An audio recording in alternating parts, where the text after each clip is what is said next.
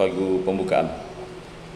Oh, kemana arah perahu? Tiada angin membantu. Serasa abad berlalu, serasa niat memburu.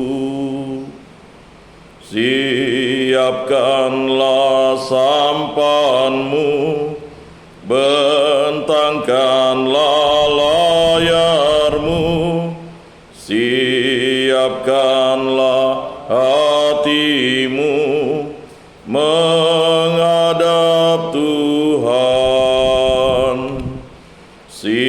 Siapkanlah sampanmu, bentangkanlah layarmu, siapkanlah hatimu menghadap Tuhan. Dalam nama Bapa dan Putra dan Roh Kudus. Amin. Semoga kasih karunia Tuhan Yesus Kristus, cinta kasih Allah, dan persekutuan Roh Kudus beserta kita sekarang dan selama-lamanya. Marilah kita bersama-sama mengakui segala dosa dan kekurangan kita dalam terang sabda Tuhan.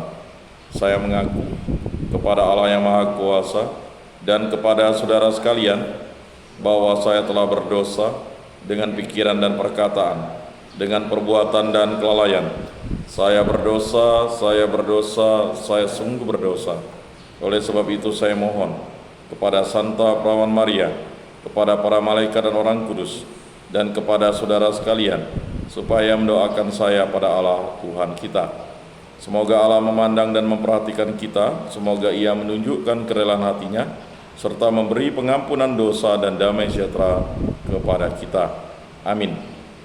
Tuhan kasihanilah kami, Tuhan kasihanilah kami, Kristus kasihanilah kami, Kristus kasihanilah kami, Tuhan kasihanilah kami, Tuhan kasihanilah kami.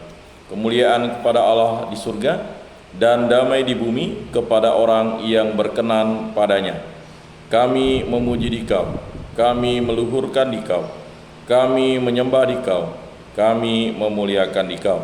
Kami bersyukur kepadamu karena kemuliaan-Mu yang besar. Ya Tuhan Allah, Raja Surgawi, Allah Bapa yang Maha Kuasa, ya Tuhan Yesus Kristus, Putra yang Tunggal, ya Tuhan Allah, Anak Domba Allah, Putra Bapa. Engkau yang menghapus dosa dunia, kasihanilah kami. Engkau yang menghapus dosa dunia, kabulkanlah doa kami. Engkau yang duduk di sisi Bapa, kasihanilah kami. Karena hanya Engkaulah kudus, hanya Engkaulah Tuhan, hanya Engkaulah Maha Tinggi, ya Yesus Kristus, bersama dengan Roh Kudus dalam kemuliaan Allah Bapa. Amin. Allah yang Maha Rahim, puji dan syukur kami panjatkan kehadirat-Mu yang mulia. Pagi ini Engkau curahkan rahmat dan kasih-Mu. Semoga kami dapat tetap setia dan tidak pernah meninggalkan-Mu. Bantulah kami untuk menghadapi serangan musuh dan kuatkanlah jiwa raga kami untuk melaksanakan perutusan-Mu. Demi Yesus Kristus Tuhan kami. Amin. Barang siapa mengasihi aku, ia akan menaati sabdaku. Bapakku akan mengasihi dia dan kami datang kepadanya. Bacaan dari kitab kedua Raja-Raja. Pada waktu itu Elia dan Elisa sedang berjalan dari Gilgal. Dan ketika mereka ada di kota Yeriko, berkatalah Elia kepada Elisa, "Baiklah, engkau tinggal di sini sebab Tuhan menyuruh aku ke sungai Yordan." Jawab Elisa, "Demi Tuhan yang hidup dan demi hidupmu sendiri, sesungguhnya aku tidak akan meninggalkan dikau." Lalu berjalanlah keduanya. 50 orang dari rombongan Nabi di Yeriko ikut berjalan dengan mereka. Tetapi mereka memandang dari jauh ketika Elia dan Elisa berdiri di tepi sungai Yordan. Lalu Elia mengambil jubahnya, digulungnya dan dipukulkannya ke atas air. Maka terbagilah air itu ke sebelah sini dan ke sebelah sana. Lalu keduanya menyeberang dengan berjalan di tanah yang kering. Sesudah mereka sampai di seberang, berkatalah Elia kepada Elisa, "Mintalah apa yang hendak kulakukan bagimu sebelum aku terangkat daripadamu." Jawab Elisa, "Semoga aku mewarisi 2 bagian dari rohmu." Berkatalah Elia, "Apa yang kau minta itu sukar, tetapi jika engkau dapat melihat aku terangkat daripadamu, akan terjadilah bagimu seperti yang kau minta. Jika tidak, ia tidak akan terjadi." Sedang mereka berjalan terus sambil bercakap-cakap, tiba-tiba datanglah kereta berapi dengan kuda berapi memisahkan keduanya. Lalu naiklah Elia ke surga dalam angin badai. Melihat itu berteriaklah Elisa, "Bapakku, Bapakku!" karena kereta Israel dan orang-orang yang berkuda. Kemudian Elia tidak kelihatan lagi oleh Elisa. Maka Elisa merenggut pakaiannya dan dikoyakkannya menjadi 2. Sesudah itu ia memungut jubah Elia yang telah terjatuh. Lalu Elisa berjalan, hendak pulang dan berdiri di tepi sungai Yordan. Dipukulkannya jubah Elia yang terjatuh itu ke atas air sambil berseru, "Di manakah Tuhan Allah Elia?" Maka terbagilah air itu ke sebelah sini dan ke sebelah sana. Lalu Elisa menyeberang.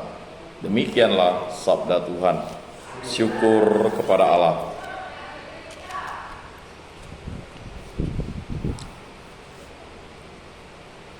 Sabda ilahi, jelmaan kasih, penyuci jiwa menjadi bersih. Bahagialah orang yang takwa padanya, sabdanya kekal, penuntun manusia, pelita hidup menuju surga. Bahagialah orang yang takwa padanya. Renungkan warta kasih setia Tuhan, resapkan sabda harapan insan. Bahagialah orang yang takwa padanya.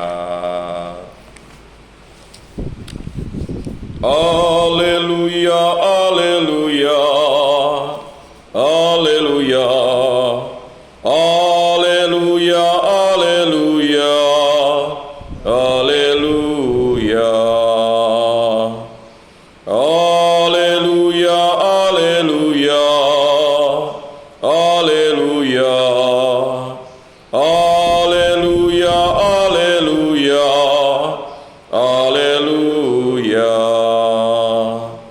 Barang siapa mengasihi aku, ia akan menaati sabdaku. Bapakku akan mengasihi dia, dan kami akan datang kepadanya. Haleluya, haleluya, haleluya, haleluya, haleluya, haleluya. Inilah Injil suci Yesus Kristus menurut Santo Matius. Dimuliakanlah Tuhan. Sabdamu kupikirkan, sabdamu kuucapkan, sabdamu kuresapkan di dalam hati. Dalam khotbah di bukit, Yesus bersabda, Hati-hatilah, jangan sampai melakukan agamamu di depan orang, supaya dilihat. Sebab jika melakukan demikian, kalian tak akan memperoleh upah dari Bapamu yang di surga. Jadi apabila engkau memberi sedekah, janganlah engkau mencanangkan hal itu, seperti yang dilakukan orang-orang munafik di rumah-rumah ibadat dan di lorong-lorong, supaya dipuji orang. Aku berkata kepadamu, mereka sudah mendapat upahnya. Tetapi jika engkau memberi sedekah, janganlah tangan kirimu tahu apa yang diperbuat tangan kananmu.